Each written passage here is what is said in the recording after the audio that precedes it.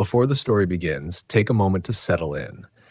What you're about to hear isn't a legend polished by time or a campfire tale meant to impress strangers. It's a memory carried by someone who walked where the trees grow close together, where silence isn't empty, and where not everything that listens wants to be found.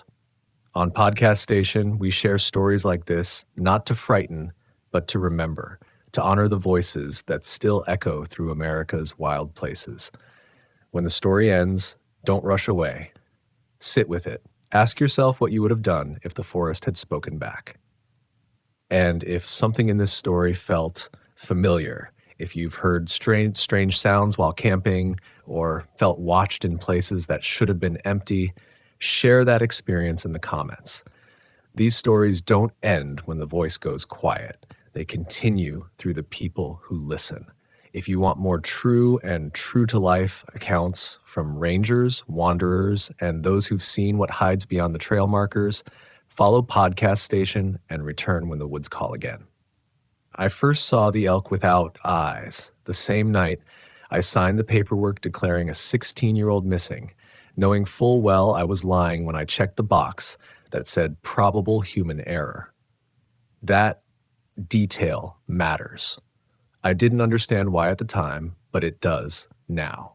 I have been a federal forest ranger for 22 years, most of them spent in high-elevation wilderness districts that never make the brochures, places where the trees don't thin politely near trailheads and the radio goes quiet the moment you step off the gravel. I chose this job because I needed distance from people. I stayed because the land made sense to me in ways people never did. Patterns, signs, cause and effect. Animals behave like animals. Weather behaves like weather. Even death, most of the time, follows rules. What happened here did not. The station sat alone at the edge of a burn scar from the 90s, rebuilt on concrete piers because the ground kept shifting. Locals said it was settling. Engineers said frost heave. I stopped asking. The building groaned at night, metal popping like something was crawling through the walls, but every structure does that in the cold. You learn to translate those sounds into harmless explanations if you want to sleep. The missing kid's name was Aaron Pike. He disappeared 3 miles from a marked trail, the boots found neatly side by side near a creek that was barely ankle deep. No drag marks, no blood, no torn fabric. His phone was still in his pocket when we recovered the pack. Dead battery. Final video showed nothing but trees swaying slightly, the sound of his breathing too close to the microphone. At the end, something exhaled back. I told myself it was wind. I was finishing the report just after midnight when the exterior motion light tripped. That light never worked right. False positives from moths, snow, nothing at all. But this time the illumination didn't flicker. It stayed on. Through the window, beyond the chain-link fence, something large stood perfectly still. At first I thought it was a statue, some kind of prank. We had interns once who thought a fiberglass bear would be funny. But this thing breathed. I could see its ribcage move, slow and deliberate, the way ungulates breathe when they're conserving energy. An elk stood 10 feet from the fence. It was massive, older than anything I'd seen in this district. Its coat was patchy, dark with damp, steaming faintly in the cold air. The antlers were asymmetrical, one side thicker, the other branching too low as if the bone had grown around an old injury. I stepped closer to the glass. Where its eyes should have been, there was nothing. Not empty sockets, not wounds, just smooth, dark hide stretched uninterrupted across the skull. No scars, no blood. As if eyes had never existed there at all. It faced the building directly. I remember thinking absurdly that it was polite of it not to charge the fence. I should have called it in. Logged the sighting, hazed it away, fired a warning round. That's what protocol says. But I didn't move. My body locked in place, every rational explanation scrambling too slowly to be useful. Elk don't approach lit buildings at night. They don't stand that close to human structures. And they don't stare, blind or otherwise, at windows like they know someone is on the other side. The elk tilted its head. I felt it then. Not fear, not yet, pressure. Like a hand placed flat against my chest, not pushing, just resting there. heavy enough that I had to take a deeper breath to compensate.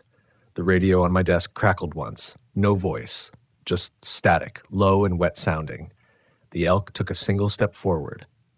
Its hoof struck the packed dirt, and I felt it through the concrete piers, a vibration that climbed my legs and settled behind my eyes. The motion light didn't flicker. The fence didn't rattle. Nothing else moved. I whispered something. I don't remember what. Probably its species name. Probably nonsense. Then it turned, unhurried, and walked back into the trees. I didn't sleep that night. I sat at the desk until dawn, replaying Aaron Pike's last video, pausing it frame by frame until the battery warning symbol burned into my retinas. There was nothing there. No shapes, no faces, no elk. By morning, I had convinced myself the encounter was a stress hallucination. Grief does that. Guilt does that. When you sign forms you don't believe in, your mind finds ways to punish you. The tracks outside told a different story. Elk prints, deep and clean, circled the station fence once before heading north toward terrain we actively discourage hikers from entering. Old mining land, unmapped sinkholes, places where compasses drift. The prints showed no sign of hesitation, no exploratory scuffing. Whatever made them knew exactly where it was going. I followed them for half a mile before my radio died. Not battery. Signal. The display stayed lit, but the hiss dropped out entirely, replaced by a soft rhythmic clicking that matched my heartbeat closely enough to make me nauseous. I turned back then, wrote it up as equipment failure. I've done that more times than I can count. The elk returned the next night, and the night after that. Always just outside the fence, always facing the building, never making a sound. By the fourth visit, the smell reached me before I saw it. Wet fur layered with something sour and metallic, like old pennies soaked in rain. The air temperature dropped around it, frost creeping outward in a slow halo that killed the grass. My breath fogged the glass, and for a moment, just a moment, I saw my reflection blink when I hadn't. I started seeing Aaron everywhere after that. Not clearly. Never his whole face. Just fragments. A flash of hair between trees. A shoe print that was too small to belong to any of the search crew. Once, in the bathroom mirror, his mouth opened where mine should have been, teeth chattering silently. I logged none of this. When another hiker vanished 2 weeks later, a woman in her 30s, experienced, cautious, the supervisor called it coincidence. Seasonal spike. Poor preparation. I nodded and kept my eyes on the floor because I could still feel the vibration from the elk's hooves echoing in my bones. On the third disappearance, they sent someone from regional oversight. He stayed one night. The elk did not appear while he was there. The moment his truck pulled away the following afternoon, the pressure returned, not just on my chest this time, but behind my eyes, behind my teeth, like something testing the boundaries of where I ended. That night, the elk stood closer than ever before. Its head was lowered, antlers nearly brushing the fence. The smooth skin over its face glistened with moisture, stretched tight enough that I could see the suggestion of movement beneath, as if something inside was shifting, aligning itself. I realized then that it was not looking at the station, it was listening. I heard a voice from the tree line, my name spoken softly, incorrectly, like someone repeating it after hearing it once a long time ago. I did not answer. The elk took another step forward. The voice came again, closer this time, threading itself through the trees with no concern for distance or direction. It didn't echo. It didn't carry the way sound should in that terrain. It was simply there, as if the forest itself had learned the shape of my name and was testing it against the inside of its mouth. I shut off the interior lights. The station dropped into darkness except for the emergency strip along the floor. Outside, the elk remained illuminated, and motion light humming faintly as it struggled to decide whether the thing in front of it counted as movement.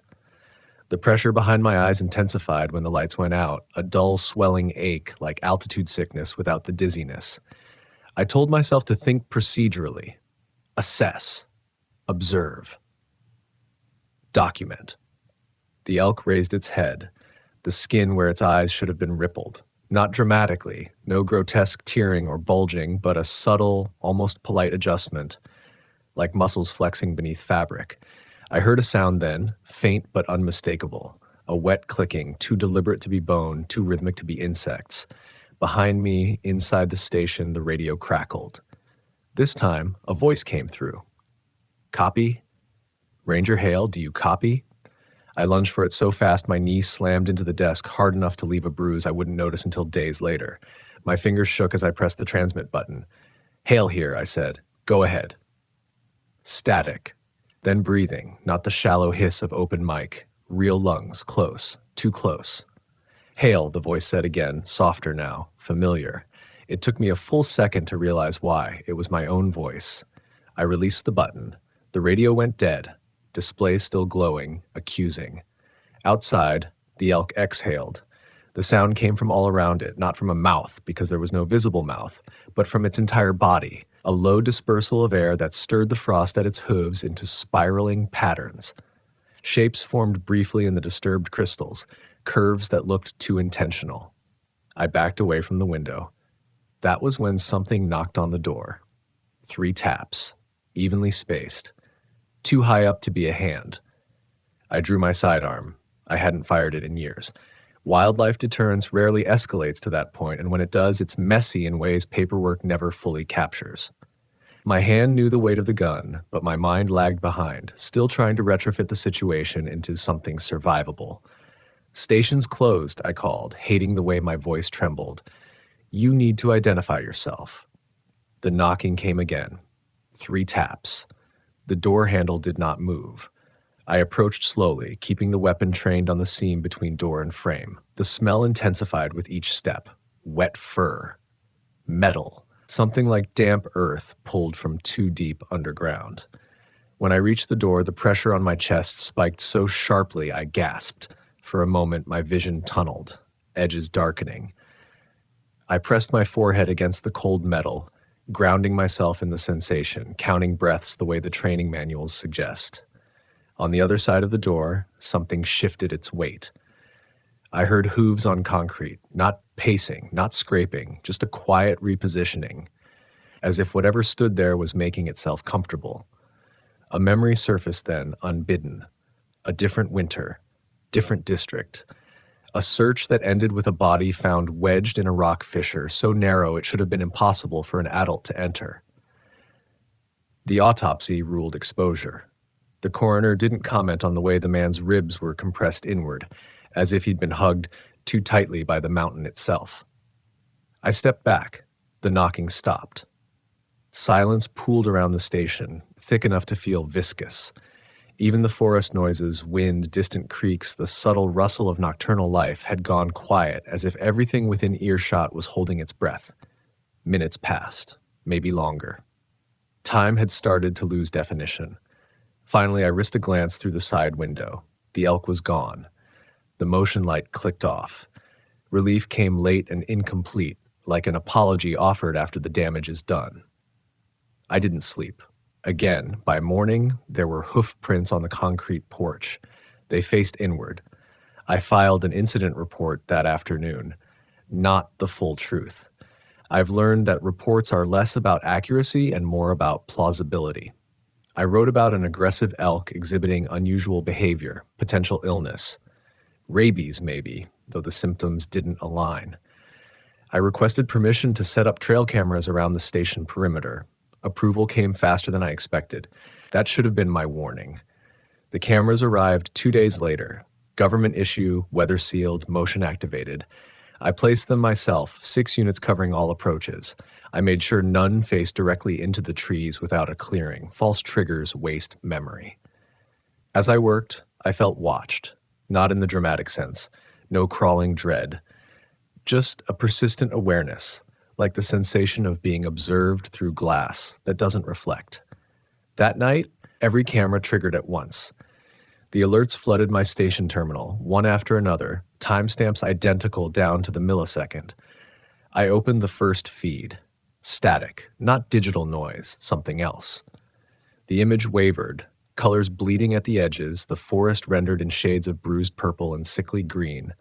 The center of the frame warped inward, as if the lens were being gently pressed from the other side. I switched to another feed.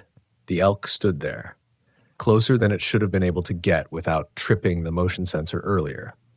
Its antlers filled the frame, one tine pressed directly against the lens. Where its eyes should have been, the skin had thinned to translucence. Beneath it, something pale shifted, forming a suggestion of depth, a shape like an eye, but wrong. Too many reflections, too much awareness. The audio track spiked. Breathing, multiple layers, overlapping rhythms that didn't sync. Then, beneath it all, a voice. "Aaron," it said. I slammed the laptop shut. The pressure hit immediately, not just on my chest now, but in my joints, my skull, my gut. I dropped to my knees, retching dryly onto the floor. The station lights flickered, emergency strip pulsing like a heartbeat. From somewhere below the building, I heard movement. Scraping, slow, methodical, as if something beneath the station had finally decided to come up. The sound from beneath the station wasn't loud. That's what made it unbearable. It was the quiet certainty of it, the deliberate drag of something heavy against rock and soil, unhurried, patient, as if it had all the time in the world and knew I did not. The station had no basement, just crawl space. Concrete piers driven into unstable ground with a shallow service cavity beneath for utilities. I'd been under there once, years ago, to check a water line after a freeze. Barely enough clearance to roll onto your side. Earth pressed close on all fronts. I remembered the smell vividly now. Cold dirt, rust, old animal nests. I remembered how hard it had been to breathe down there, even knowing nothing was wrong. The scraping continued. I forced myself to stand. My legs shook, muscles burning, as if I'd run miles instead of collapsing to the floor. Training kicked in. Not bravado, not courage, just habit. I grabbed the flashlight, spare radio, the ring of keys. I did not grab the rifle from the rack. Something deep and instinctive told me it would be worse to carry it. I moved through the station slowly, listening. The sound wasn't everywhere. It was localized, beneath the rear storage room, directly below the shelving unit where we kept old case files no one ever requested. The scraping stopped when I reached the door. The silence that followed felt heavier than the noise had been. I stood there for a long time, that hand on the handle, counting breaths that felt too shallow to be useful. My mind supplied explanations automatically, settling earth, a burrowing animal, thermal contraction, but none of them explained the timing, or the way the pressure in my chest eased slightly when I stepped away from the door, only to return when I leaned closer. Finally, I opened it. The storage room smelled wrong, not rot, not mold, clean almost, like air that had been filtered too many times. The shelves loomed in the half-light, metal frames casting long, warped shadows. The floor hatch sat in the far corner, its outline barely visible beneath a thin layer of dust. The hatch had not been disturbed in years. The screws were old, heads stripped, rusted in place. I knew that because I'd tried to open it once before and given up. Now one corner stood slightly ajar, the wood beneath swollen and splintered, as if something had pushed up from below and then reconsidered. I did not move closer. The radio at my hip clicked on. "Hail," a voice said. Not mine this time, older, rougher, someone I hadn't heard in over a decade. "Don't go down there." My mouth went dry. "Dispatch?" I asked. Static. Then the voice again. "You already know better." I knew that voice. It belonged to Ranger Collins, my former partner, the one who'd gone missing on a winter patrol 8 years ago in a different district. The one whose boots we found lined up neatly beside a frozen lake, laces tucked inside like someone preparing to swim. My hand tightened around the flashlight. "You're not real," I said aloud, forcing the words past the tightness in my throat. "You can't be." A pause. Then quietly, "Neither is the elk." The hatch creaked, just a fraction, wood fibers protesting softly. The smell intensified, not decay, not sulfur, something older, damp stone that had never seen sunlight. The kind of smell caves have, deep ones, where sound behaves strangely, and the walls feel closer when you're not looking at them. I backed away until my shoulders hit the shelving unit. From beneath the hatch, something exhaled. Not air. Pressure. The same sensation I'd felt when the elk stood outside the fence. It pressed upward now, pushing against the room, against me, filling every available space. My ears popped. My vision swam. I ran. I don't remember deciding to. My body simply moved, legs carrying me out of the storage room, down the hall, out the front door, into the night air. The cold hit me like a slap, sharp and clarifying. I stumbled down the porch steps and didn't stop until I reached the fence. The elk stood on the other side, closer than ever. So close I could see the fine tremor in its muscles, the slow ripple beneath its skin. The translucent patches where its eyes should have been had thinned further. Beneath them, shapes pressed outward, testing. Not eyes exactly. Something that approximated the idea. It lowered its head. I smelled wet fur and old blood. I tasted metal. Behind me, from inside the station, came a sound like wood tearing.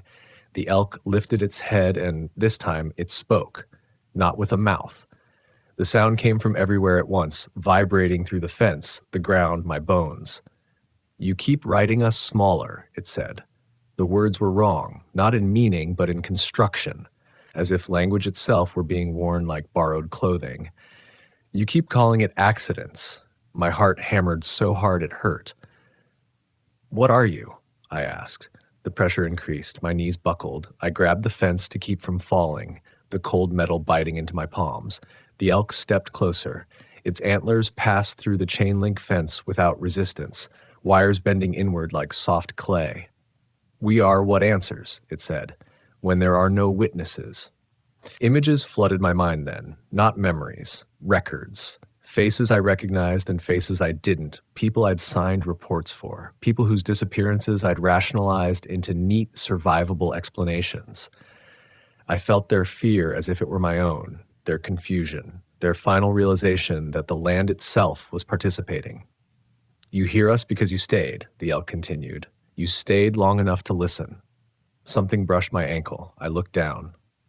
The ground beneath the fence was shifting, not collapsing, opening, a narrow seam spreading through the soil, exhaling cold air that smelled like the storage room, like the space beneath the station.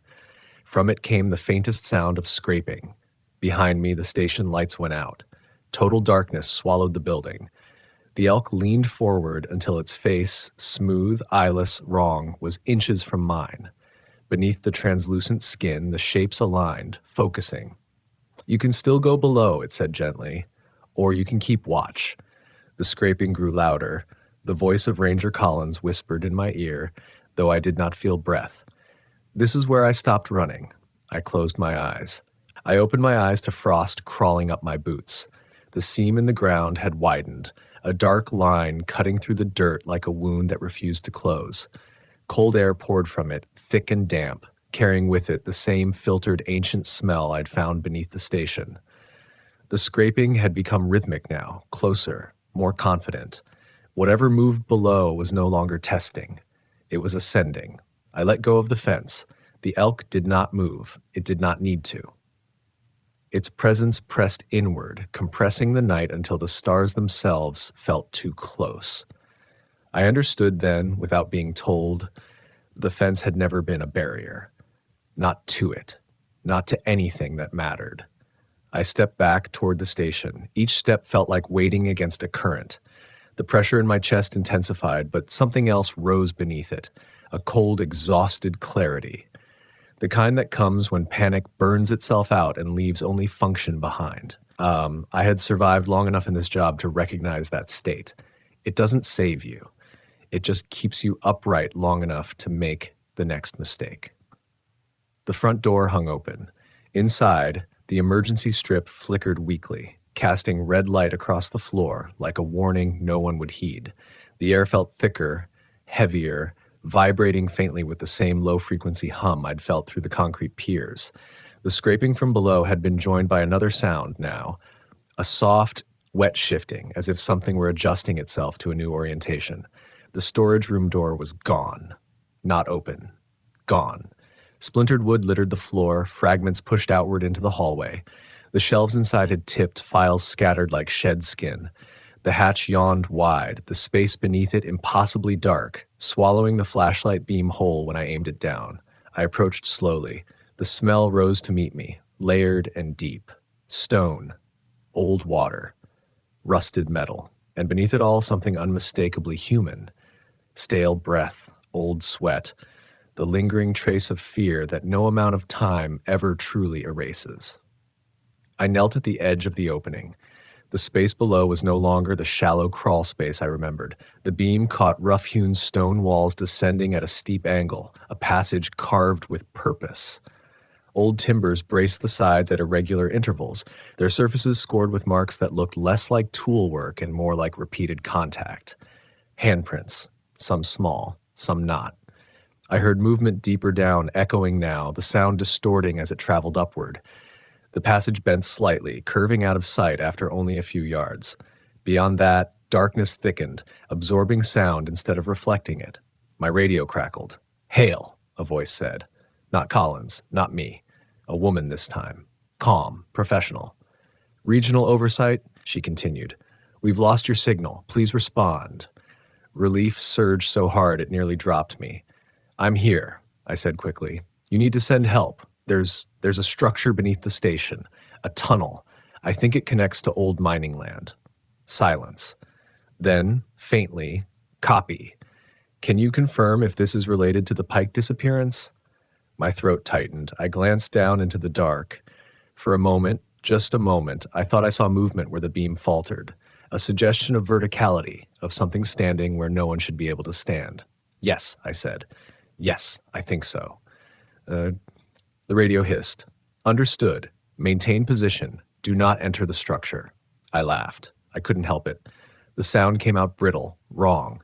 "You already know," I said quietly. "You've always known." Static surged, washing out the channel. When the voice returned, it was layered now. Two tones overlapping, slightly out of sync. "There is no structure on record," it said. "You are experiencing stress-induced hallucinations. This is not uncommon given your tenure."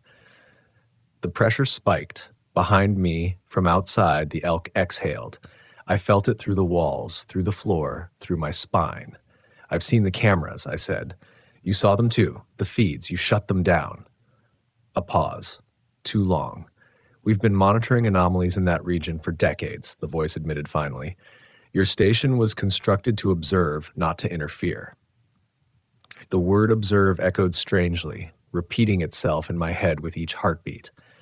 "What happens to the people who go missing?" I asked. The answer came without hesitation. "They become part of the environment." Something moved below. A shape emerged at the edge of the light, human proportions distorted by angle and shadow. It climbed without using hands or feet, its movement smooth and economical as if the stone itself were assisting it. As it rose, details resolved, skin stretched too tightly over bone, eyes reflecting the flashlight beam with a milky sheen. Aaron Pike looked up at me. His mouth opened. Sound poured out, but not speech. A chorus of breaths, layered and overlapping, each one familiar. Voices I'd spoken to. Names I'd signed off on. I staggered back. The radio crackled. "This is why we place experienced rangers there," the voice continued, almost kindly. "People who can rationalize. People who will write the reports the way we need them written." The thing that wore Aaron's face reached the lip of the hatch and paused. It tilted its head, mirroring the elk's earlier gesture. Behind it, more shapes pressed forward. I felt something cold wrap around my ankle. Not a hand. Not quite. A pressure, firm and insistent, like the ground itself had decided to keep me. Outside, antlers scraped gently against the building. "You can still keep watch." The elk's voice resonated through the station. "Or you can finally join the record." The grip tightened. I made my choice. I raised the flashlight and smashed it down onto the radio, shattering plastic and cutting the channel dead. The sudden silence was absolute, a vacuum that sucked the pressure inward, compressing it into a single point behind my eyes. Then I stepped forward into the dark. The darkness swallowed me in a way that felt practiced. Not sudden, not violent. It closed around me like something finishing a long-delayed task.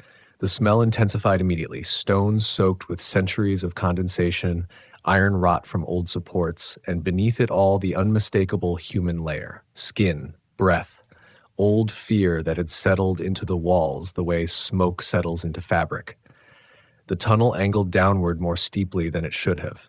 Gravity pulled at my knees, my spine, my thoughts. I kept one hand against the wall, fingers brushing grooves worn smooth by contact that hadn't been incidental. These weren't tool marks. They were too irregular, too organic, places where hands had slid, slipped, clutched. The scraping sound came from ahead now, no longer below. I did not look back. The light from the hatch vanished after only a few steps, replaced by a dim, ambient glow that had no clear source. The stone ahead reflected it faintly, enough to navigate, not enough to orient. Distance collapsed. I couldn't tell how far I'd gone or how far I'd left. I heard breathing, not mine. It came in waves, rising and falling through the tunnel walls, sometimes close enough that I felt it brush my skin like a change in pressure. Other times it echoed distantly, as if coming from chambers far larger than this narrow passage could account for. The tunnel widened abruptly. I stepped out into a cavern whose ceiling vanished into darkness. The floor dipped unevenly, stone worn smooth in places, jagged in others. Old wooden structures jutted from the walls, walkways, supports, remnants of mining equipment that predated any records I'd seen. Rusted rails ran across the floor and disappeared into a wall that had collapsed inward, sealing whatever lay beyond. This was not on any map. At the center of the cavern stood a pool of water. Perfectly still, black. Its surface reflected the faint glow with unnatural clarity, mirroring the cavern upside down. For a moment, disorientation hit me so hard I swayed. It felt like standing between two identical spaces, unsure which one I occupied. I approached the pool slowly. As I neared, the reflection changed. The cavern ceiling and the water remained the same, but the figure standing at its edge did not match me. The uniform was wrong, older, the patches outdated, the posture familiar in a way that made my stomach drop. Ranger Collins stood in the reflection. He looked exhausted, more so than I'd ever seen him in life. His eyes were sunken, skin pale, mouth set in a line that suggested he'd long since given up on explanations. "You shouldn't have come down," he said. The words did not echo. They didn't need to. "I didn't want to," I replied. "They didn't give me a choice." He shook his head slowly. "They never do. They just narrow the options until only one feels survivable." I glanced away from the pool. When I looked back, Collins was gone. My own reflection stared back, eyes wide, face drawn tight with fear and something else creeping beneath it. Understanding. The water rippled. Something moved beneath the surface, not swimming, rising. The water displaced without sound, parting around a shape that should not have fit within the pool's depth. Pale forms pressed upward, south, faces emerging just below the surface, features distorted by the water's skin. They looked up at me. Some were intact, some were not. Some wore expressions frozen in terror, others eerily calm. All of them watched. I stumbled back, heart pounding, bile rising in my throat. The cavern walls vibrated. From behind me came the sound of hooves on stone. The elk stepped into the cavern entrance without hesitation, its massive form filling the tunnel mouth. The glow reflected off its antlers, casting warped shadows that crawled across the ceiling. Its eyeless face turned toward the pool, then back to me. "This is where they settle," it said, "where the land finishes remembering them." I shook my head. "You said I could keep watch." "You are," it replied. "This is what that means." The water surged, hands broke the surface, fingers splayed, skin pale and bloated, grasping at nothing. Bodies followed, rising slowly, not pulled but assembled as pieces aligning as if guided by an internal blueprint. They stood in the pool, water lapping at their knees, their movements stiff but purposeful. Aaron Pike was among them. He met my gaze, eyes clear now, painfully human. His mouth opened. "I didn't mean to," he said. His voice came out wrong, layered, but the guilt was unmistakable. "I heard you calling." "I never did," I whispered. "I know," he replied. "It sounded like you." The cavern filled with sound then. Voices overlapping, fragments of conversations I remembered, radio calls, search briefings, final shouted names swallowed by terrain. The noise pressed in from all sides, vibrating the stone, the water, my bones. The elk stepped closer. You write the endings, it said. You always have. Accidents, exposure, human error. You make us smaller with your words. It lowered its head until its antlers brushed the pool's surface. The water froze instantly, ice spiderwebbing outward, trapping the figures mid-motion. Their faces remained visible beneath the ice, expressions locked in place. You can stop writing now, it continued, or you can keep pretending this ends. The ground beneath my feet shifted. Cracks spread across the cavern floor, thin at first, then widening. Cold air rushed upward, carrying the scent of deeper places, older places. The pool began to drain, water spiraling downward into openings that had not been there moments before. The figures sank with it. Aaron's eyes stayed on mine until the water closed over his face. I screamed then. Not words, just sound, raw and useless. The cavern shook violently. Stone fell from the ceiling, crashing around me. The elk remained unmoved, an anchor amid chaos. Go back, it said. Write what you will. The tunnel behind me groaned, supports snapping one by one. Dust filled the air, choking, blinding. Instinct took over. I ran. I don't remember the climb. Only the sensation of being pushed upward, expelled rather than rescued. I burst through the hatch as the tunnel collapsed behind me, stone and earth sealing it shut with a final, echoing roar. I lay on the storage room floor, gasping, lungs burning, ears ringing.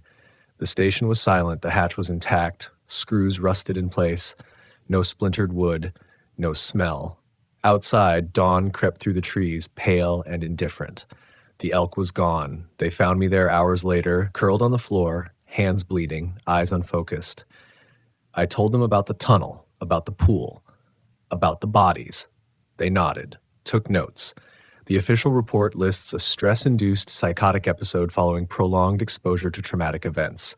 Temporary reassignment pending evaluation. They did not close the station. I am writing this from a different district now. Lower elevation, better signal, safer trails. Last night, the exterior motion light turned on. There are hoofprints outside my window. I did not open the curtain. I sat on the edge of the bed in the temporary housing unit they'd assigned me, boots on, uniform folded neatly on the chair like I might still need it. The motion light outside hummed steadily, no flicker, no malfunction. Whatever stood out there knew how those lights worked, knew what they meant to people like me. I listened. No hooves, no breathing, just the quiet weight of presence pressing against the thin wall, compressing the air until every inhale felt borrowed. This district was supposed to be safer. Lower elevation, fewer disappearances, better maintained trails. But the forest here behaved the same way all forests do once you stop romanticizing them. Trees leaned inward when the wind wasn't blowing. Shadows lingered too long after clouds passed. Sound traveled inconsistently, bending around intention instead of terrain. I stayed where I was until dawn. When the light outside finally shut off, I waited another hour before moving. The ground beyond the window was undisturbed, no prints, no frost patterns, nothing a report could latch onto. That was the point. I reported for duty later that morning. My supervisor avoided my eyes, so did the others.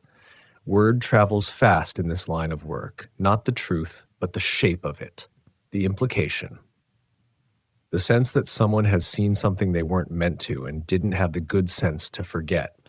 They gave me desk work, incident reviews, old cases, disappearances with enough ambiguity to still be useful. I recognized names, not just from my old district, from places all over the country. Different forests, different climates, same patterns. Boots left neatly behind, campsites undisturbed, radios found intact but dead. Final reports written by people who'd stayed too long and learned how to make the land seem innocent. I started noticing something else too. In the margins of older reports, handwritten notes scanned into the system, annotations made before everything went digital, there were recurring symbols. Not words, marks. Small, deliberate notations that meant nothing on their own. I'd seen them before, carved into trees near trailheads we quietly discouraged people from using. Etched into the concrete piers beneath old stations. I dreamed of the cavern, not as it had been, but as it was becoming. Larger, more complete. The pool refilling, bodies rising and sinking in cycles that matched no natural rhythm. Sometimes I stood at the edge, sometimes I was in the water, looking up at myself, unable to speak. In the dreams, the elk watched from the tunnel mouth. It never moved.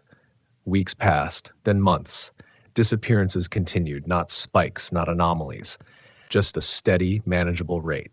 Enough to justify budgets, enough to keep stations open, enough to require people like me to keep writing.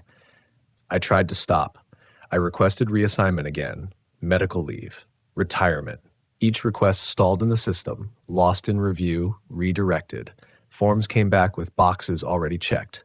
Not recommended. Further observation required. One night, while reviewing footage from a trail cam in a completely different state, I saw it. Not clearly. Just the suggestion. A silhouette between trees too narrow to hide anything. Antlers branching where they shouldn't. The feed glitched, frame warping inward for a single second before correcting itself. I closed the file without logging it. That was when I understood what keeping watch really meant. It wasn't about staying in one place. It wasn't about a single forest or a single station. It was about recognition, about being able to see the shape of things without forcing them into language that made them smaller. The elk did not follow me here. It did not need to. Sometimes late at night, when the building settles and the metal pops in ways that don't align with temperature changes, I feel the pressure again. Not on my chest anymore. Deeper. Behind my thoughts, like something checking in, confirming I'm still paying attention. I don't tell anyone what I know. I don't warn hikers. I don't post signs. Warnings only teach people how to look, not when to stop. Instead, I listen. I read the reports carefully. I notice which disappearances lack witnesses, which places resist mapping, which stations are built on ground that shifts without explanation. And when I see the marks in the margins, the old symbols left by hands that understood the agreement long before I did, I don't erase them. I add one of my own. The land does not hunt indiscriminately. It waits. It answers. And if you stay long enough, if you listen hard enough, rationalize long enough, write the endings small enough, you will hear your own voice calling from somewhere it should not be. Do not follow it. Do not look for the elk. And if you ever find yourself standing at a station window at night, motion light burning steady, pressure building behind your eyes, understand this. It is not there to take you. It is there to see if you are still willing to watch.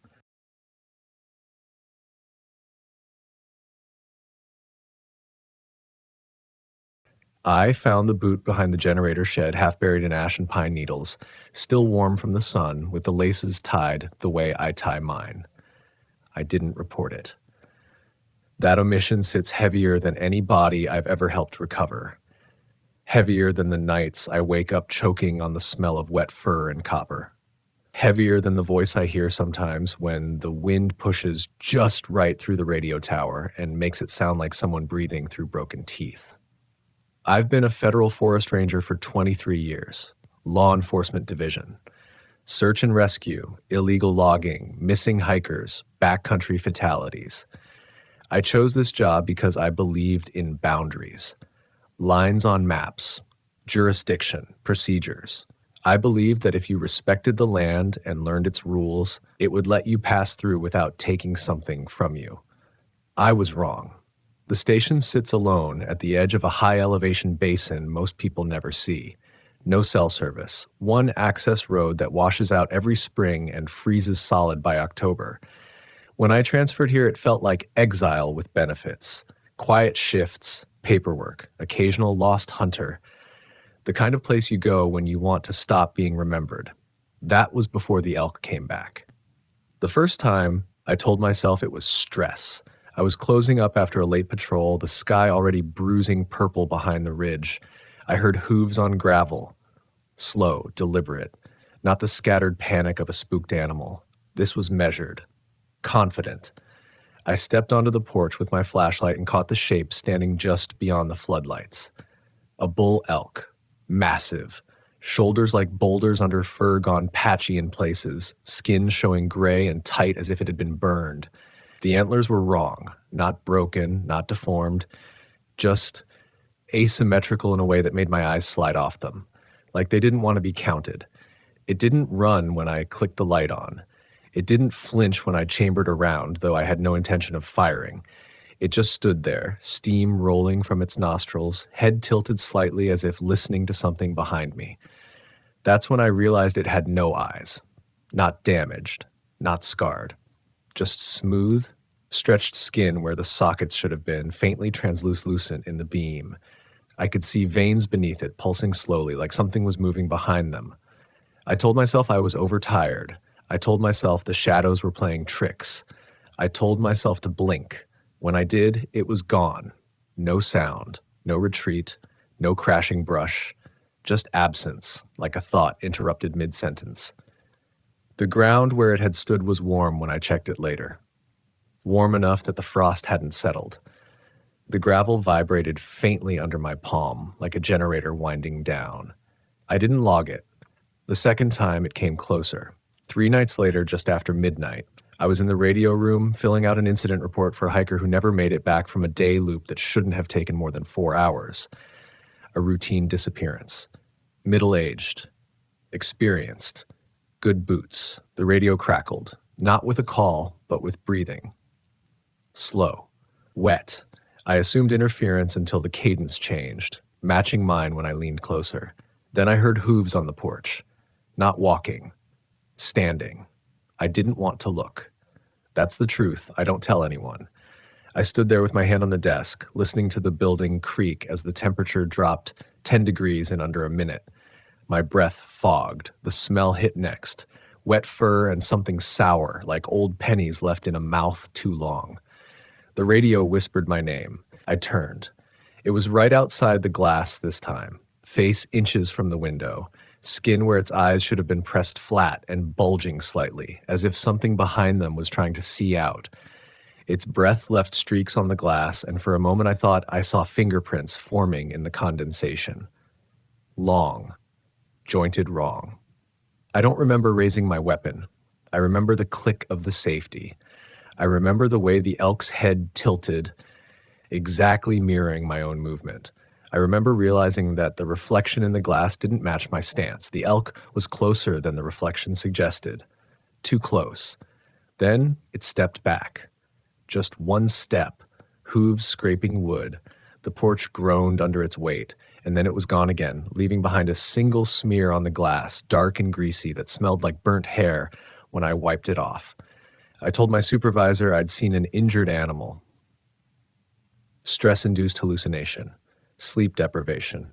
He suggested time off. I stayed, because that's when the dreams started. I dreamt of the forest standing upright, roots exposed and writhing like veins.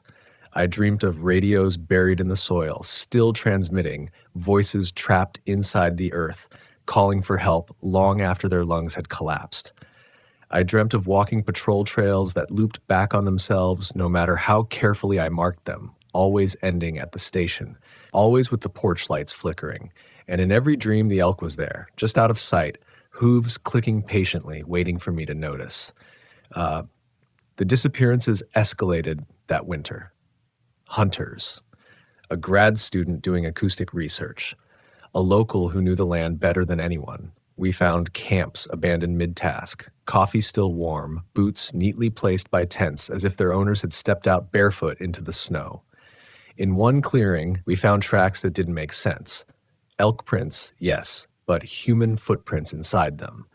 Perfectly aligned, as if someone had stepped exactly where the animal had over and over for miles. I recognized the boot tread. That was when I started hearing knocking beneath the floorboards at night. Slow, polite, 3 taps, a pause, 3 more. When I finally worked up the nerve to check beneath the station, I found the hatch in the utility room partially open. I don't remember unlocking it. Cold air poured out, carrying the smell of decay from somewhere clean and dry, and something else beneath it. Ozone, maybe, like machinery that hadn't been serviced in decades. The knocking stopped when I turned on the light, but I could still feel the vibrations in my bones, as if whatever was down there had simply learned to wait.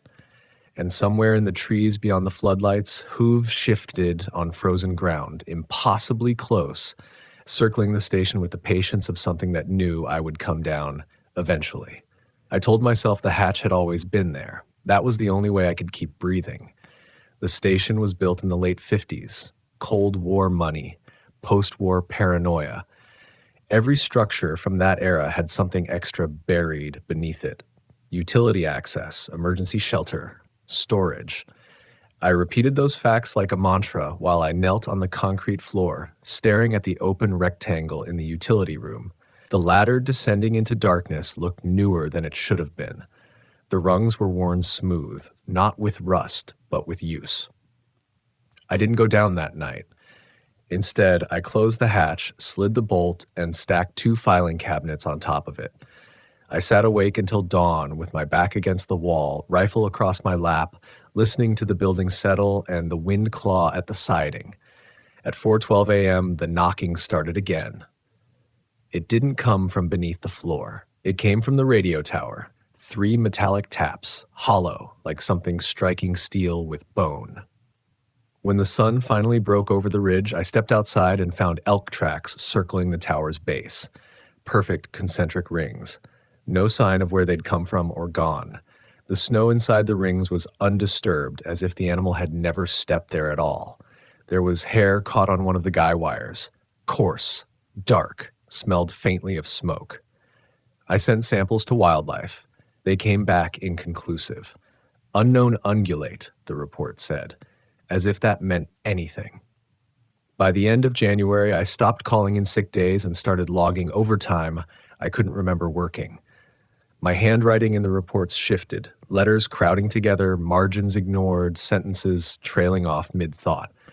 I'd find muddy boot prints in the hallway that matched mine exactly, toes turned out at the same angle, stopping inches from my bedroom door.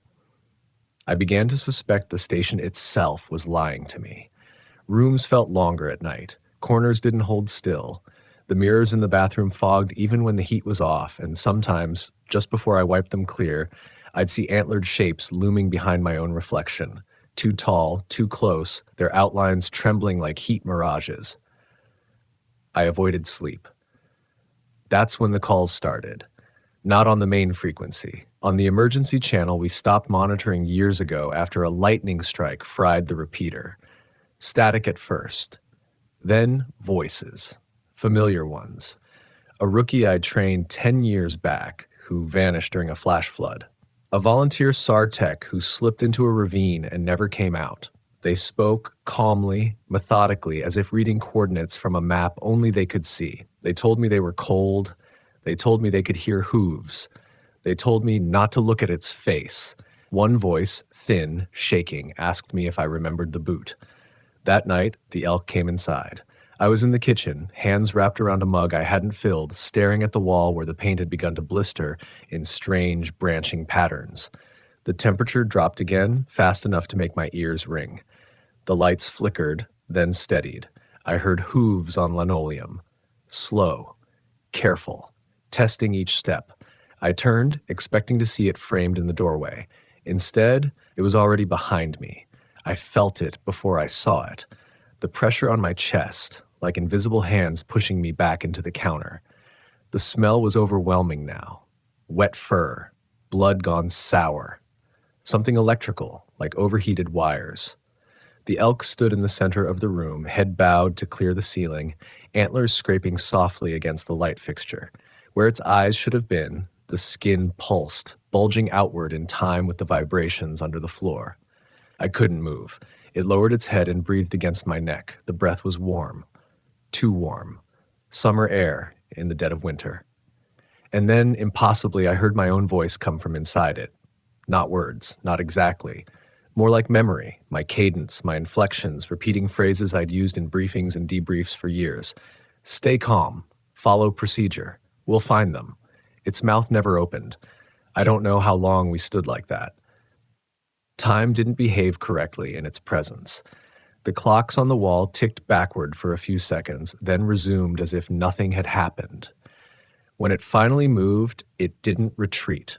It walked toward the utility room, toward the hatch. The filing cabinets screeched across the floor as if pulled by magnets. The bolt slid back on its own. The hatch opened, releasing that same cold, stale air.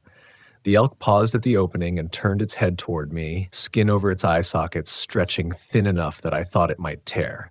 I understood then that it wasn't blind. It simply didn't need eyes to see me. It descended the ladder without sound. The hatch closed behind it. I spent the next 2 days in a dissociative fog, moving through routines on autopilot, eating without tasting, writing reports I later found shredded in the trash. The radio stayed mercifully silent. On the 3rd day, I received an email flagged archival, do not distribute. No sender listed. It contained scanned documents dated decades before the station was built. Military letterhead. Redacted maps, references to containment site E9 and behavioral lure events. Mentions of indigenous warnings dismissed as superstition. Notes about an entity demonstrating mimicry, ungulate morphology, and subterranean nesting behavior. One line was underlined in red ink. The entity returns to human structures when left unobserved. Attached was a photograph. The station, newly constructed, surrounded by snow. And standing on the porch, half hidden by shadow, was an elk with no eyes. I scrolled further. There were photos of the hatch being installed, of tunnels reinforced with concrete and steel leading away from the station into the mountain, of men standing beside sealed doors, their faces blurred, antlered shapes reflected faintly in their helmets. The last image showed the tunnel collapsed, entrance filled with rubble. Handwritten beneath it, collapse unsuccessful. Subject adapts. Recommend abandonment. That night, the knocking returned. Not 3 taps this time, a steady rhythm, like a heartbeat. It came from beneath the hatch, and from the walls, and from inside my own chest, echoing too loudly to be my own. I realized then that the elk wasn't visiting the station. It was maintaining it, and I had been living inside its territory the entire time, the knocking synchronized with my pulse. That realization broke something permanent in me. I tried to leave the station the next morning. Packed light, rifle, sidearm, emergency kit. I didn't bother filing a notice. I told myself I'd drive to the Lower Ranger outpost, make a report, hand everything over. Let bureaucracy swallow it the way it always does. The engine wouldn't turn over. No click, no grind, just silence. The temperature gauge on the dashboard spiked into the red the moment I turned the key, even though frost still rhymed the windshield. I popped the hood and found the battery warm to the touch, cables vibrating faintly as if current were flowing through them anyway. I stepped back and felt the ground answer with a low, subterranean hum. The elk watched from the tree line, not standing, lying down, legs folded beneath its bulk like a resting horse. Snow around it melted in a perfect oval. I couldn't see its face, but I knew it was oriented toward me. The skin where its eyes should have been glowed faintly, like moonlight under ice. I raised the rifle. My hands shook so badly the front sight danced. I told myself this was an animal, anomalous, injured, dangerous, but still flesh, still bound by physics. I squeezed the trigger. The report cracked through the basin, sharp and final. The bullet struck its chest and vanished. No blood, no reaction. The elk didn't flinch. It only stood, unfolding to its full height, and took a single step forward. The snow didn't compress under its hooves. I ran. Back inside the station, I slammed the door and threw the deadbolt. The walls vibrated hard enough to rattle the framed certifications. Dust sifted from the ceiling. The radio burst to life, voices overlapping in a rising panic. Screams, pleading, laughter warped into something hysterical. "Come down." One voice said, perfectly calm. My voice. It's safer. The hatch in the utility room rattled. I don't remember deciding to go down there. I remember standing over the open hatch with a headlamp strapped on, hands numb, rifle slung uselessly across my back. I remember thinking with a detached clarity that frightened me more than the knocking, that if I didn't go willingly, it would bring me anyway. The ladder descended farther than it should have, 20 rungs. 30. The air grew warmer with each step, damp and stale, carrying the layered smells of old concrete, rusted metal, and something organic that had never seen daylight. The walls were reinforced with poured concrete scored by deep gouges, as if something had been dragged through repeatedly. At the bottom, the tunnel stretched out in two directions. One was collapsed, just like the photo. Rubble fused together, not by pressure, but by heat. The stone had melted and cooled again, glassy and warped. The other tunnel was open. Lights flickered on as I stepped forward, old fluorescents wired into the ceiling, humming erratically. Someone had maintained this place, recently. The walls were marked with symbols scratched into the concrete, not tribal markings, not military codes, more like tallies. Long vertical lines grouped in uneven sets, some scratched out violently, others circled. I passed doors sealed with heavy steel plates, each stamped with faded warnings. Biological hazard, psychological exposure risk, do not open without authorization. One door stood ajar. Inside was a room lined with observation windows, all facing inward toward a central pit. The glass was thick, layered, spiderwebbed with cracks. The pit descended into darkness, its edges worn smooth by countless hands gripping for purchase. There were boots scattered around the room.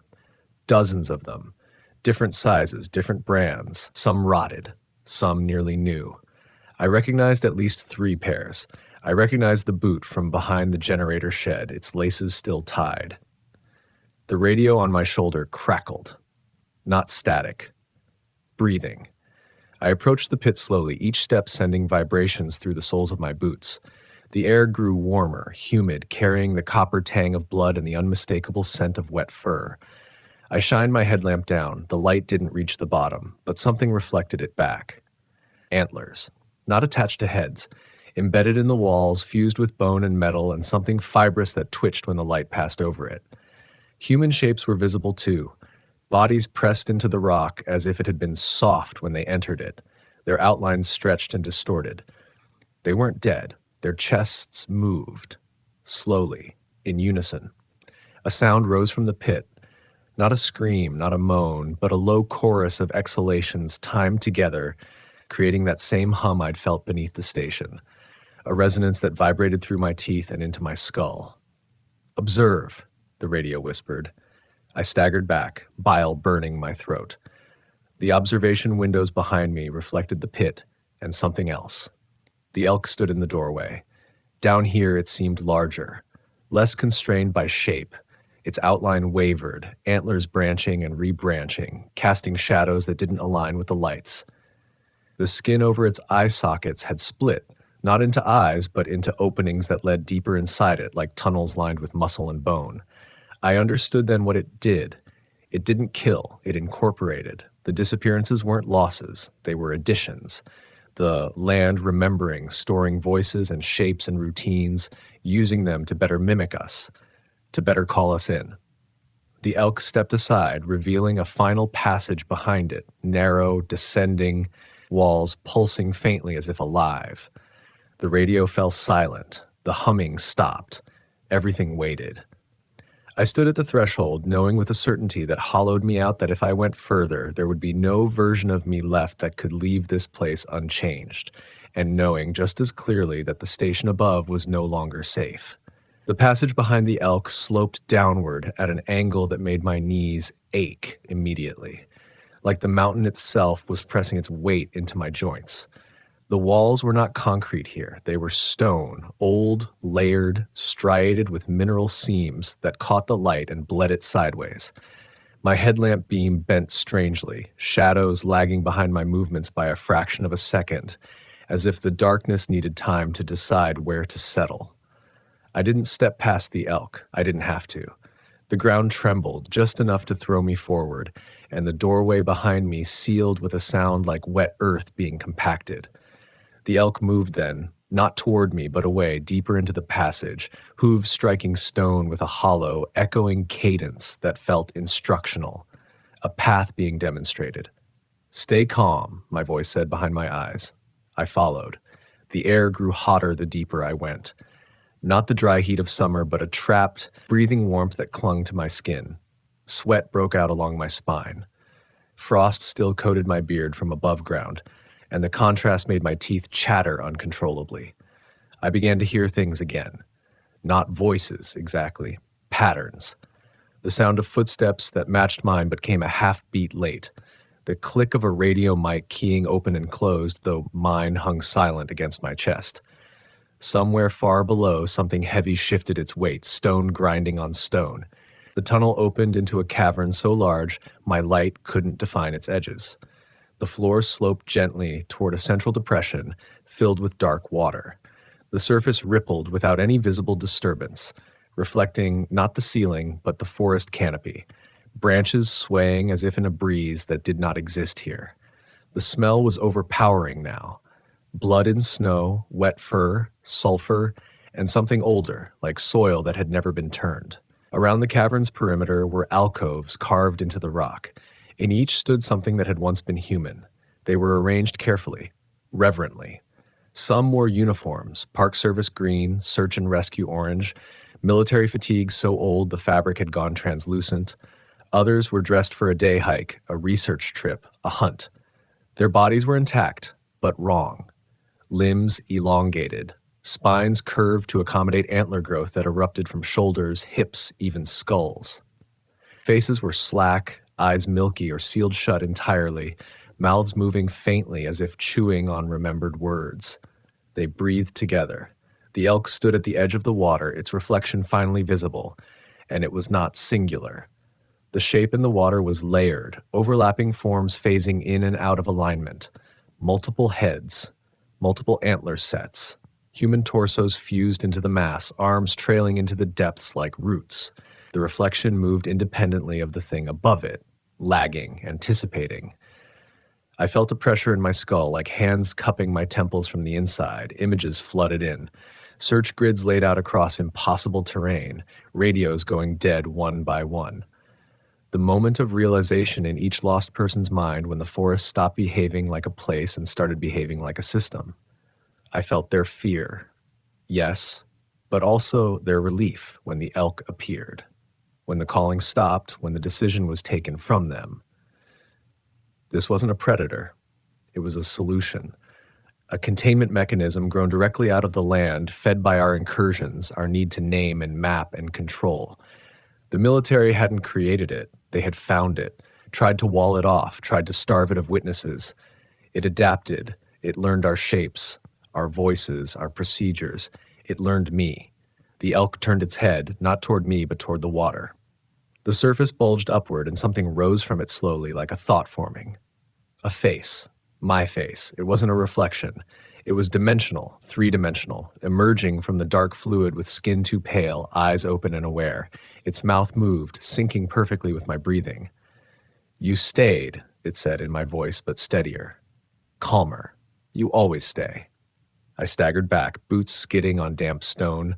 The alcove figures twitched, a ripple passing through them as if they shared a nervous system. The cavern's temperature spiked sharply, heat rolling off the water in visible waves. "I didn't report the boot," my double said gently. "You didn't report the elk. You didn't report the hatch." The guilt hit like a physical blow. I dropped to one knee, palms pressed to the stone, feeling the vibrations thrumming through it, through me. Every omission, every rationalization I'd clung to, laid bare and cataloged. "This place needs a keeper," the thing in the water continued. "Someone who understands boundaries, procedures." The elk stepped closer, and for the first time I felt its attention fully settle on me. Not hunger, not malice, expectation. I thought of the station above, the empty desk, the reports piling up unanswered, the access road that no one used anymore. I thought of how easy it would be for things to continue if I simply stayed, logged the disappearances, explained them away, maintained the perimeter. I felt something brush my ankle. I looked down and saw roots, or veins, emerging from the stone, pale and fibrous, curling toward my boots. They radiated warmth, familiarity. I screamed then. Not out of fear, but defiance. A raw animal sound that tore my throat and echoed wildly through the cavern. The alcove figures jerked violently, their synchronized breathing breaking into chaos. The water's surface shattered, my double dissolving back into darkness. The elk recoiled. Just a step, but it was enough. I ran. I don't remember how I found the tunnel back. I don't remember climbing the ladder. I remember cold air slamming into me like a wall and light so bright it burned. I remember bursting out of the hatch into the utility room as alarms screamed, alarms I had never heard before, klaxons buried in the walls for decades finally triggered. The station shook violently. Concrete cracked. The radio tower outside groaned and collapsed, metal screaming as it fell. I didn't look back. I ran until my lungs bled, until the forest thinned and the land stopped humming beneath my feet. I flagged down the first truck I saw on the highway, babbling incoherently, covered in blood that wasn't all mine. They told me later the station collapsed into a sinkhole sometime that morning. Swallowed whole. No trace. No records. They took my badge. They took my reports. They told me I'd imagined it. Sometimes at night, I still hear hooves on concrete. Sometimes I wake with the taste of sulfur in my mouth and dirt under my fingernails. And sometimes when I drive past a ranger station alone in the mountains, I see the lights on inside and an elk standing just beyond them, waiting patiently to be let back in. I never went back to federal service. That's the official version anyway. Early retirement, medical separation, psychological trauma incurred in the line of duty. They stamped it, filed it, and buried everything else beneath layers of language designed to suffocate truth. But the land doesn't forget paperwork. I started noticing the gaps a few months after the collapse. Small things at first. Ranger stations that didn't appear on any public map but still drew power. Access roads that locals swore had always been there, even when aerial imagery showed nothing but uninterrupted forest. Emergency frequencies that crackled to life for a few seconds at exactly 2:14 a.m., broadcasting nothing but breathing before cutting out again. I heard my voice once, not on a recording, on a live channel. It was calm, professional, giving instructions to someone who was lost, telling them to stay put, telling them help was on the way. I destroyed the radio after that. Sleep never came back correctly. When it did, it brought the cavern with it, the synchronized breathing, the heat rolling off stone, the sense of being observed by something vast and patient that had learned to slow itself down to human time. I began to understand something that hadn't fully formed underground. I hadn't escaped, I had been released. The elk recoiled not because I frightened it, but because I was unfinished, unreconciled, a flawed component. It let me go the way a body expels a splinter, temporarily until the wound closes enough to pull it back in. I started seeing patterns in missing persons reports that never made the news. Clusters near decommissioned facilities, near Cold War infrastructure, near wilderness zones where jurisdiction overlapped just enough for responsibility to blur, places where boundaries were thin. I visited one of them once, against my better judgment. A ghost town in the high desert, officially abandoned after a mining collapse in the 70s, unofficially maintained. The main road had been cleared recently. The station, yes, another station, had fresh tire tracks out front. No signage, no flag, lights on inside. I didn't go closer. I didn't need to. I could feel it under the ground, the same hum, quieter now, dispersed. Not centralized anymore, distributed, redundant. I realized then that the original containment had failed long before I ever took the job. The elk wasn't singular. It was interface. A shape the system used when it needed to interact directly, when it needed to learn. That's why it kept returning to the station. It wasn't haunting the place. It was checking on me. You have to understand something about wilderness law enforcement. We're trained to be invisible, to blend, to observe without being seen, to memorize the land so thoroughly that we become another moving element within it, no more remarkable than weather. That's what made us valuable. That's what made us easy to absorb. I think about the ones in the alcoves sometimes. I think about how calm they looked once the choice was taken from them, how the fear gave way to function, how the system kept them breathing, kept them useful. I think about how tired I am. There are nights when the guilt presses down so hard, I swear I can feel antlers pushing through my shoulders, reshaping me into something that fits better. Nights when the silence outside my window feels rehearsed, like a held breath. I don't go into forests anymore, but forests come to me, in reflections, in the way tree lines rearrange themselves when I'm driving, in the smell of wet fur that drifts through my apartment even in the middle of summer. Last week, I found a boot outside my door. Same size as mine, same tread, laces tied the way I tie them, still warm. I'm recording this now because I don't know how much longer I'll be able to distinguish my thoughts from the instructions that arrive fully formed in my head. I'm recording it because if I disappear, there will be no search, no press release, just a quiet reassignment of responsibility. Another station lit up in the dark. If you work in the wilderness, if you patrol it, map it, protect it, pay attention to the places that feel maintained even when no one is there. Pay attention to the animals that don't behave like animals. Pay attention when the land feels patient. And if you ever see an elk standing where it shouldn't be, watching a human structure with interest rather than fear, do not let it inside, because once it learns you, it never stops checking in. The first time the forest made me feel small, truly small, was the night it stopped answering back. I had spent years believing silence was my ally. Silence meant no hikers lost after dark, no radio calls from panicked campers, no sudden weather shifts that turned trails into traps. Silence meant order, control, a job done right. But that night, standing alone beneath lodgepole pines that rose like blackened spires against a moonless sky, I realized silence could also mean something was listening. My name is Eli. I was 38 years old at the time, a senior ranger assigned to a stretch of protected forest most people only knew as a scenic drive or a dot on a map they never zoomed into.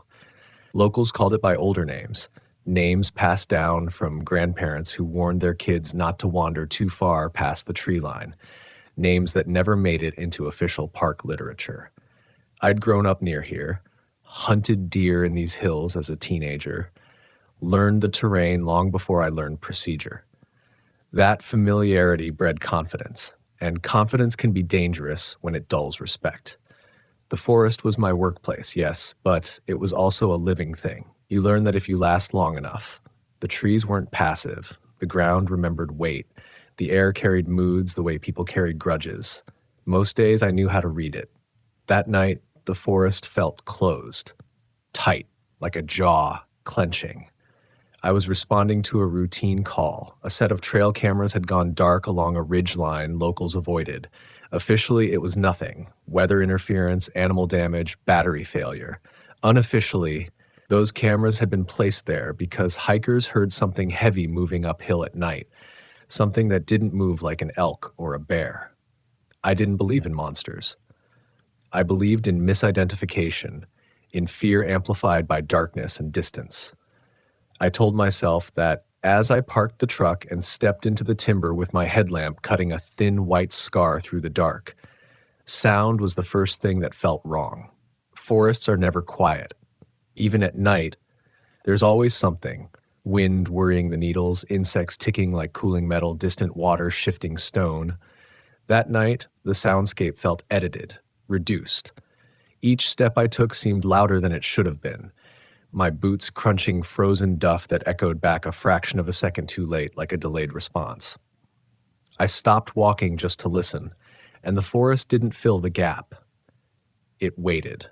I told myself it was weather pressure, temperature inversion. The rationalizations came easily then. They always do at the beginning. The trail cameras were mounted near an old limestone outcrop, a place riddled with shallow caves and sinkholes that never made it onto tourist maps. Locals avoided them. Rangers avoided them too, if we were honest, not because of superstition, but because caves complicate rescues. Sound behaves strangely underground. Time feels distorted. People panic faster. I'd trained for that. I trusted my training more than stories whispered at gas stations. As I approached the first camera, my headlamp caught the glint of broken plastic. The housing had been crushed inward, not torn free, not clawed or chewed. Compressed. The mounting bracket bent as if something had leaned its weight against it. I crouched, ran my fingers along the fracture lines. The plastic smelled faintly of ozone, like overheated wiring, though the unit was long dead. That smell didn't belong here. It followed me as I stood. That was when I heard the knock. 3 sounds, slow, Hollow, wood on wood but deeper, like someone rapping on the trunk of a tree with the flat of their palm. I froze, counting my breaths the way they teach you. 1 knock could be coincidence, 2 could be a branch. 3 was pattern. The sound came again, closer this time, echoing through the trees with a strange tonal shift, as if the forest itself was shaping it. I keyed my radio, whispered my call sign. Static answered back. No carrier tone, no hiss, just dead air. That unsettled me more than the knock. Radios fail, but they don't usually go silent that completely unless something is interfering. The forest felt thicker suddenly, the air pressing in, cold seeping through my gloves. My fingers tingled, not from the temperature, but from the sense that I was being measured. I moved toward the sound despite every instinct screaming otherwise. That's the job. You don't run from unknowns, you clarify them. Each step forward felt like crossing an invisible line. The knock came again, closer still, now accompanied by a low exhale, wet and slow like breath pushed through a large chest.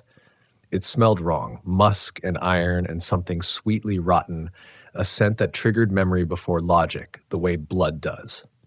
The cave entrance revealed itself as a darker void within the dark, a seam in the rock face that swallowed my headlamp beam after a few feet. The knock came from inside. I stood there longer than I should have, arguing with myself. Denial is comforting. It tells you that fear is a malfunction, not a message. I told myself it was a person, a lost hiker, a prank, anything with a face I could explain. Then the sound changed. It wasn't a knock anymore. It was a mimicry of 1.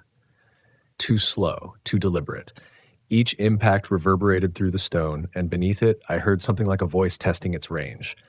Not words, shapes of sound. The cadence was wrong, the pauses too intentional. My skin prickled as the realization crept in. Whatever was inside that cave had heard me stop. It was responding. Panic doesn't arrive all at once. It seeps. My heart rate climbed. Breath shortening, the beam of my headlamp trembling despite my grip. I took a step back, then another, boots scraping stone too loudly. The sound inside the cave followed, heavier now, the ground vibrating faintly under my feet. I could feel it through the soles of my boots, a pressure that traveled up my legs and settled in my chest. I turned to run. I didn't get far. The forest that had felt open on my approach now seemed to close ranks, branches snagging my jacket, roots rising like deliberate traps. The air filled with a low moan, not loud but omnipresent, a sound that resonated in my teeth. I could hear my own name carried on it, not spoken but shaped, the syllables pressed together by a throat too large, too deep. I burst into a small clearing and fell hard, the impact knocking the wind from me. When I looked back, the cave mouth was empty. No movement, no sound. The silence returned, heavier than before, pressing down until my ears rang.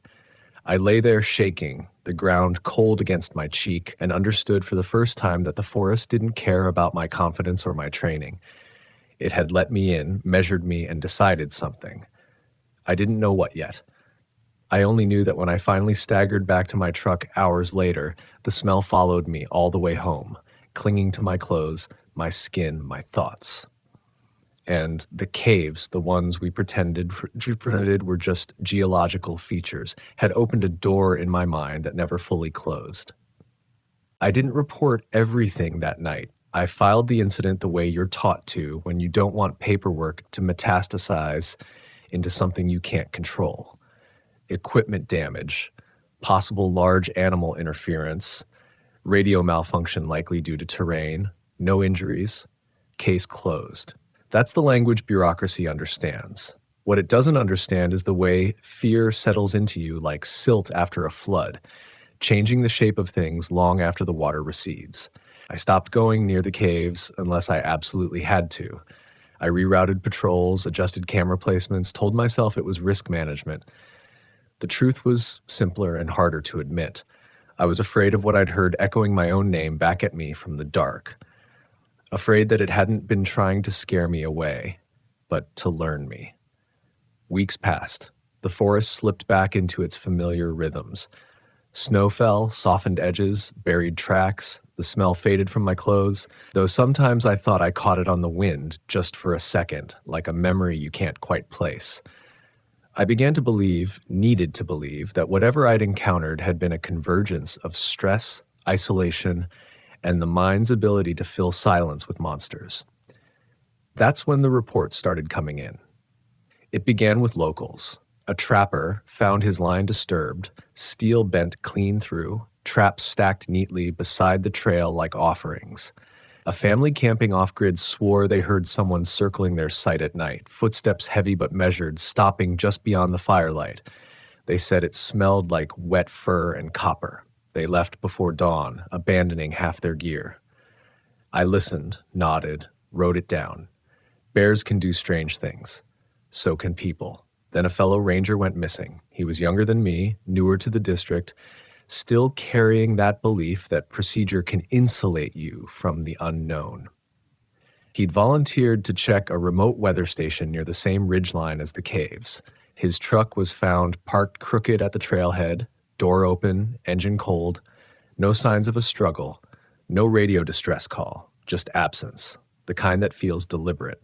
Search and rescue mobilized fast. We grid searched the area, brought in dogs, drones, thermal imaging. The forest resisted us at every turn. Weather shifted without warning. Fog rolled in thick enough to swallow sound. The dogs balked near the limestone outcrops, whining, refusing to advance. One handler told me the air felt wrong, heavy in a way that made his head ache. I didn't argue. We found footprints that didn't make sense. Bare impressions in frozen ground, too wide, too deep, toes splayed as if whatever made them carried its weight differently. They led toward the caves and then ended. No scuff marks, no transition to rock, just gone, like someone had been lifted straight up. Denial is a powerful anesthetic.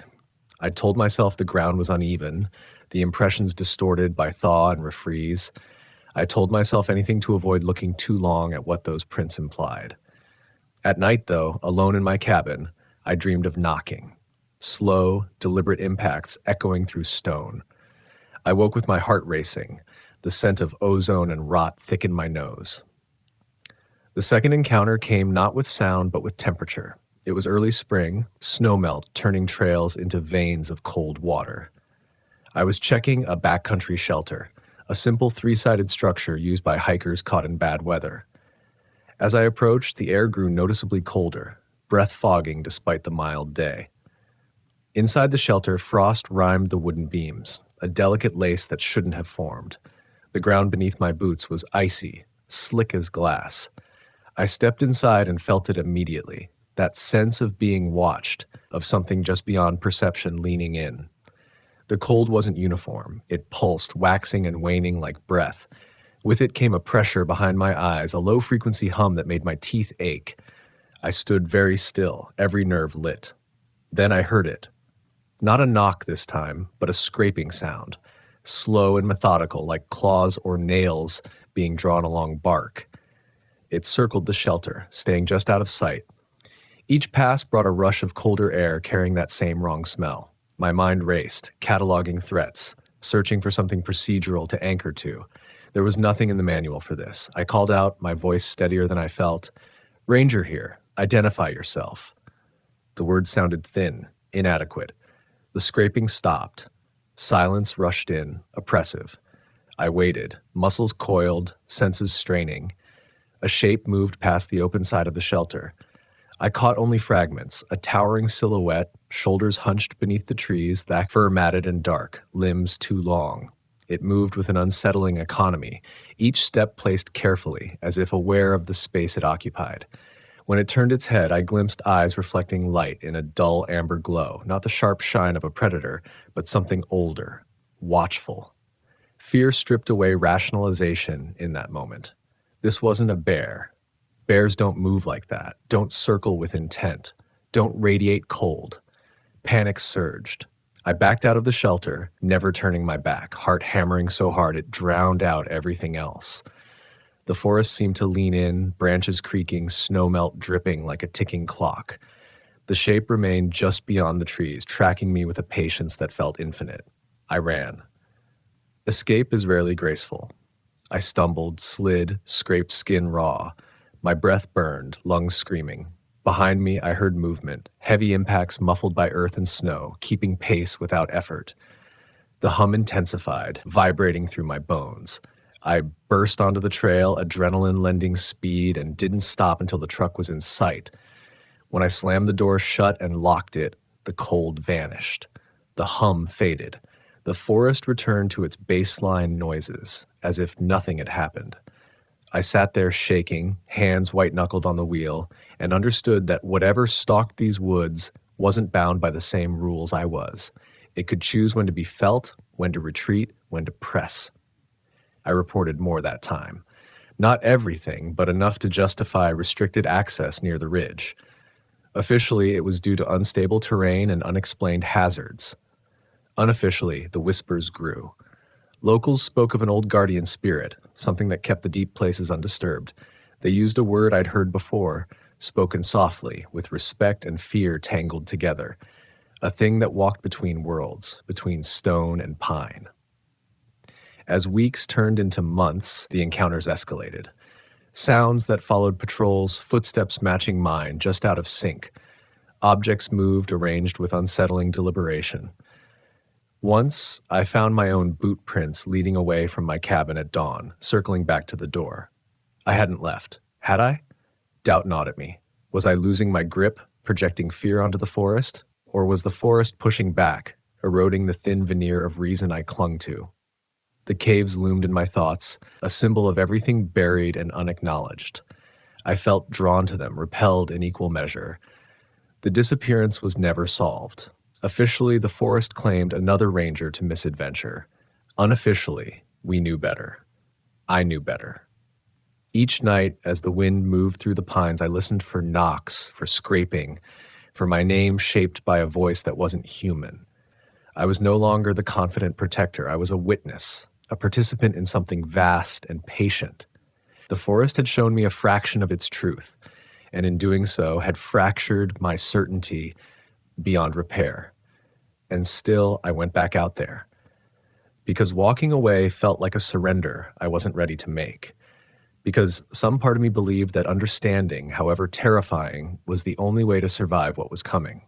By the third year after that first night near the caves, the forest had rewritten the way I moved through it.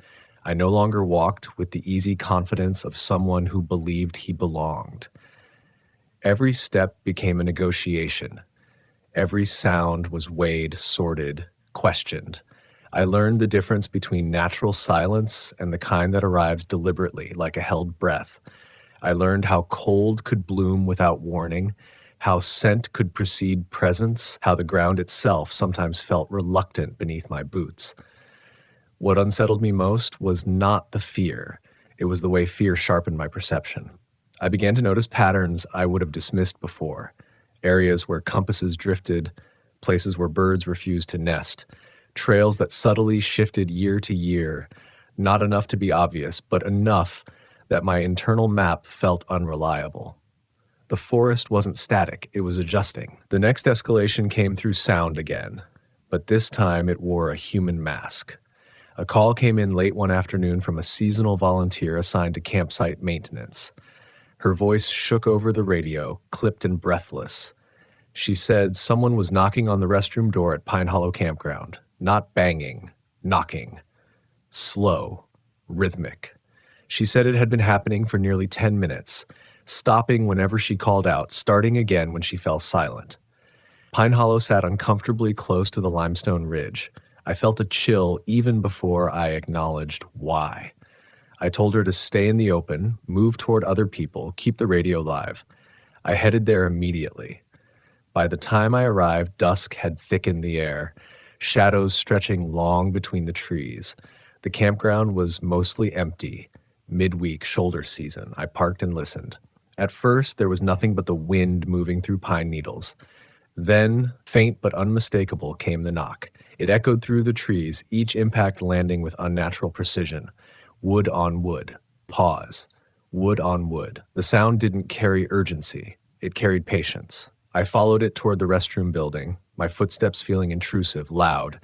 The knock stopped as soon as I came within sight. The door stood closed. Innocent. No footprints in the dirt. No movement. I called out, identified myself. My voice seemed to vanish into the trees. That's when I heard it speak. Not from the restroom, from behind me. Eli. My name spoken clearly, calmly, in a voice that matched the cadence of a man I'd worked with years ago, a ranger who'd retired and moved away, a voice I hadn't heard in person in over a decade. My blood ran cold. Memories surged. Late nights on patrol, shared jokes, arguments about policy. The voice carried all of it. I turned slowly, heart pounding, every instinct screaming not to look. The trees stood empty. The voice came again, closer this time, emerging from multiple directions at once, layered, distorted, as if the forest itself was trying on the sound. "You're late," it said. "We've been waiting." The volunteer screamed. The knock resumed, louder now, coming not just from the restroom, but from the surrounding trees, from the ground, from the very air. Panic surged through me, raw and unfiltered. I grabbed the volunteer, pulled her toward the truck. The cold hit us like a wall, breath fogging instantly, skin prickling. The smell flooded in, wet fur, iron, ozone. Something moved between the trees, not rushing, not hiding, approaching with certainty. I didn't look directly at it. Some instinct told me that doing so would be an invitation I couldn't revoke. I focused on movement, on escape. We reached the truck just as a massive shadow crossed the clearing, blotting out what little light remained. The knock stopped. The voice fell silent. The engine roared to life. As we sped away, I caught a glimpse in the rearview mirror, a towering shape standing at the edge of the campground, framed by pines, watching. Not chasing. Watching. The volunteer never returned to duty. Her report was sanitized, reduced to auditory hallucinations likely caused by stress. She avoided my eyes when she handed in her badge. I didn't blame her. Some truths cost too much to carry. After that, the forest's attention narrowed. It stopped testing boundaries and started pressing them. I found markers moved overnight, warning signs rotated to face inward. Once I woke to find a line of stones arranged outside my cabin door in a pattern that mirrored the cave entrances. The message was clear, even if the language wasn't. I was being reminded. Sleep became fragmented. Dreams bled into waking hours. I'd hear footsteps behind me on trails, feel breath on my neck in empty rooms. I began to doubt my own memory, my own perceptions. Had I always locked the door? Had that tree always leaned that way? The forest didn't need to chase me. It eroded me from the inside. The final confrontation didn't come with drama. It came with inevitability. A storm rolled in one night, sudden and violent, cutting power, flooding low trails. A distress beacon activated near the caves, a hiker's emergency locator. Protocol demanded response. I hesitated only a moment before grabbing my gear. Fear had become a constant companion. It no longer dictated my actions. The trail was treacherous, rain turning soil to slick clay. Thunder rolled overhead, echoing through the hills like distant collapses. As I approached the limestone outcrop, the storm abated unnaturally, rain tapering off into a heavy mist. The forest fell silent. The beacon led me to the cave entrance. Inside, the air was cold and still, the hum resonating deep in my bones. I stepped forward, light cutting into darkness that seemed to swallow it whole. The knock sounded behind me, sealing the moment. I understood then that this was never about territory or threat. It was about acknowledgement. I didn't see the creature fully. I don't think I was meant to. What I felt was presence, vast, ancient, layered with memory. The caves weren't homes. They were thresholds, places where the forest shed its skin and remembered what it had been before names and maps. It didn't speak my name this time. It showed me. Images flooded my mind, lost hikers, vanished rangers, bones folded gently into earth. Not violence, absorption. The forest taking back what wandered too far, what listened too closely. I felt my fear loosen its grip, replaced by a terrible clarity. Reason fractured, not into madness, but into humility. When I stumbled back into the open air, dawn was breaking. The storm had passed. The beacon lay crushed near the cave mouth, metal twisted inward. No body, no tracks. I filed the report. Equipment failure, false activation, case closed. I retired not long after. On paper, It was age and years of service. In truth, it was understanding my place. I still walk the forest edges sometimes, listen to the pines whisper.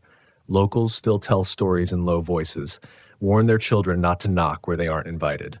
And when the forest goes quiet, when the air grows cold and the scent drifts on the wind, I remember that night when reason finally let go, and the woods showed me how fragile it had always been.